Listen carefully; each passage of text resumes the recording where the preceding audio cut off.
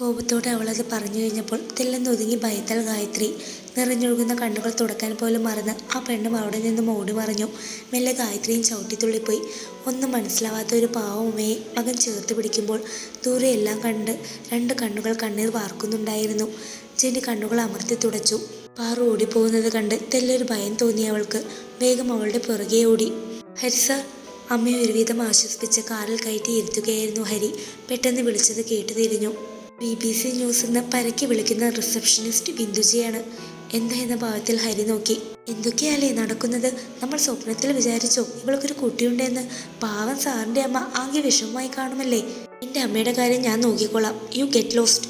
ദേഷ്യത്തോടെ അലറുമ്പോൾ car parking ഏരിയയിലെ ഭിത്തികളിൽ തട്ടി ഹരിയുടെ ശബ്ദം പ്രതിധ്വനിച്ചു. ഒരു മിനിറ്റ് കൊണ്ട് ബിന്ദുജയും അപ്രത്യക്ഷയായിരുന്നു. മെല്ലെ കാറിൽ കയറി ഒരു ദീർഘനിശ്വാസം എടുത്തു ഹരി. താറുമാറായ തൻ്റെ ശ്വാസഗതിയെങ്കിലും വീങ്ങിട്ടെടുക്കാൻ.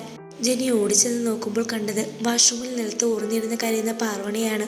പാറു, മെല്ലെ പോയി അവളെ താങ്ങി എണീപ്പിച്ചു. മെല്ലെ പാർവണ ചുമരിൽ ചാരി മിഴികൾ പൂട്ടി നിന്നു. ഇരു കവളുകൾ കണ്ണീർ ചാലിട്ട് പൊള്ളിക്കുന്നുണ്ടായിരുന്നു. പാറു, നിനക്ക് വിഷമാവില്ലെങ്കിൽ ഞാനൊരു കാര്യം പറയട്ടെ? മിഴികൾ തുറക്കാതെ തന്നെ പറയാൻ തലയാട്ടി. ഹരി സാർ നല്ലവനാ പാറു. കുഞ്ചൂസിനെ സ്നേഹിക്കാനും അംഗീകരിക്കാനും ആ മനസ്സിന് കഴിയും. ഞാൻ സംസാരിക്കാം, നിനക്ക് ഇനിയെങ്കിലും ഒന്ന് ജീവിക്കണ്ടേ മോളെ? പെട്ടെന്ന് പാറു ജെന്നിയുടെ ഡ്രസ്സിൻ്റെ കോളറിൽ കുത്തിപ്പിടിച്ചു. എന്നിട്ട് ഈ ഉള്ളിലുള്ളയാളെ വിട്ടു തന്ന് കണ്ണു തോരാതെ നീ ജീവിക്കും അല്ലേ? പാറു അലറി വിളിച്ചെങ്കിലും തേങ്ങിപ്പോയിരുന്നു ജെന്നി. നിന്റെ ചങ്കും നീ എനിക്ക് പറിച്ചു തരും അല്ലേടി എന്ന് പറഞ്ഞ് ജെന്നി കെട്ടിപ്പിടിക്കുമ്പോൾ അവളും നിയന്ത്രണം വിട്ട് പോയിരുന്നു. മെല്ലെ അവളെ പിടിച്ചു നിർത്തി പാർവണ.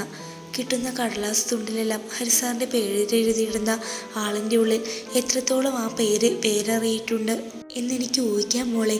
ഹരിസാർ എന്നും നിന്റെ മാത്രമായിരിക്കും. പാറു, നീ എൻ്റെ കൂടെ പിറപ്പല്ലേടി. പാർവണയ്ക്ക് ഈ ലോകത്ത് കുഞ്ചൂസ് നീയും അല്ലേടി ഉള്ളൂ. ജെന്നി വീണ്ടും അവളെ അടക്കം പിടിച്ചിരുന്നു. കുറെ പരസ്പരം നിന്ന് കരഞ്ഞു. കുറെ കഴിഞ്ഞ് രണ്ടുപേരും മുഖം കഴുകി പുറത്തേക്ക് നടന്നപ്പോൾ കണ്ടു എല്ലാവരും കുശുകുശുക്കുന്നതും ചിരിക്കുന്നതുമെല്ലാം. അധികം മലയാളികൾ തന്നെയാണ് അവിടുത്തെ സ്റ്റാഫ്. അതുകൊണ്ട് തന്നെ ബിന്ദുജ കൊണ്ടുവരുന്ന ഗോസിപ്പുകളെല്ലാം അവരുടെ ഇടയിൽ നല്ല മാർക്കറ്റാണ്. കുഞ്ഞിന് സുഖാണോ പാർവണ? പർച്ചേസിലെ സീന ചേച്ചിയാണ്. ആ, പാറു മെല്ലിയൊന്ന് മൂളി. മോനോ മോളോ? എത്ര വയസ്സായി? എന്താ പേര്? ബിന്ദുജയാണ്. ഡീറ്റെയിൽഡായി അറിഞ്ഞിട്ട് വേണം അവൾക്ക് ബാക്കിയുള്ളവരുടെ അടുത്ത് പൊടിപ്പും തൊങ്ങലും വെച്ച് പറയാൻ. ആൺകുട്ടിയാ, ധ്രുപദ് എന്ന പേര്. കുഞ്ചൂസ് എന്ന് വിളിക്കും. 8 മാസമായി. പറഞ്ഞിട്ട് വിശ്വാസം വരാത്തവരെ ഇപ്പോഴെന്തായി എന്ന മട്ടിൽ നോക്കുന്നുണ്ട് ബിന്ദുജ. അപ്പോൾ ഹസ്ബൻഡ്?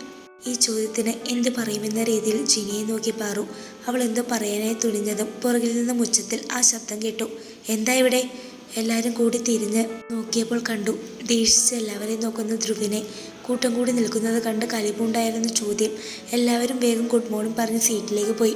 സാർ, തന്നെ വിളിച്ച പ്രകാരം ധ്രുവിൻ്റെ ക്യാബിനിൽ എത്തിയതായിരുന്നു ബിന്ദുജ. എന്തിനായിരുന്നു ഞാൻ വന്ന ടൈമിൽ അവിടെ ഒരു സംസാരം? അത് സാർ, കേട്ട ഗോസിപ്പ് സ്ഥാപനത്തിൻ്റെ സിഇയോട് പറയാനുള്ളത് ജാളിതയിൽ അവൾ നിന്നു.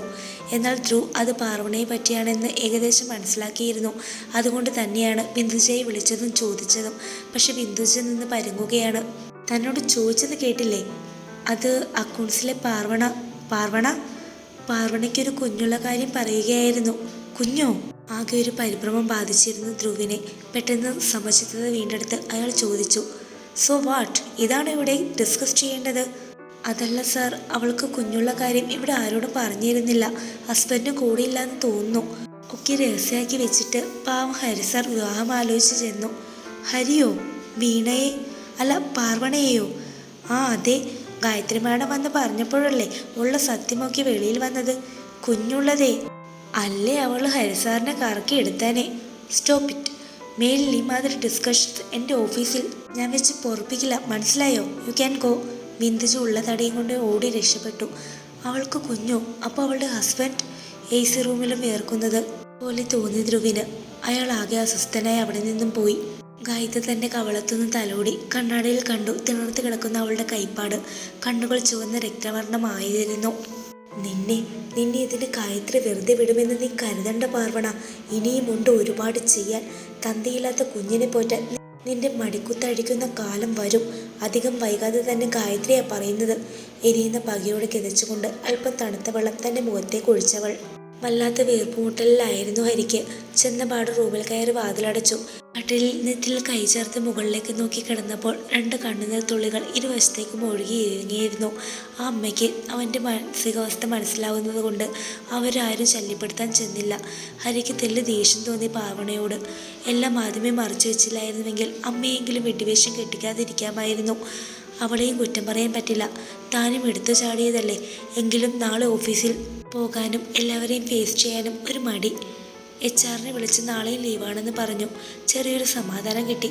പക്ഷെ നാളെ കഴിഞ്ഞാൽ പെട്ടെന്ന് ഫോൺ റിങ് ചെയ്തു. പാർവണ കോളിംഗ്. ഒപ്പം അവളറിയാതെ എടുത്ത അവളുടെ ചിത്രവും ഡിസ്പ്ലേയിൽ തെളിഞ്ഞു. ഒരു നിമിഷം ഒരു മിന്നൽ പിണർ ഉള്ളിൽ തെളിഞ്ഞു. ഒരിക്കലും പ്രതീക്ഷിച്ചിരുന്നില്ല അവളുടെ ഈ വിളി. ഫോൺ അടിക്കുന്നത് നോക്കി അതിൻ്റെ പൊരുളറിയാതെ ഹരി ഇരുന്നു. അറ്റൻഡ് ചെയ്യണോ അതോ റിജക്റ്റ് ചെയ്യണോ? തുടരും. ഈ കഥയുടെ ബാക്കി ഭാഗം നാളെ ഇതേ സമയം ഉണ്ടായിരിക്കുന്നതാണ്.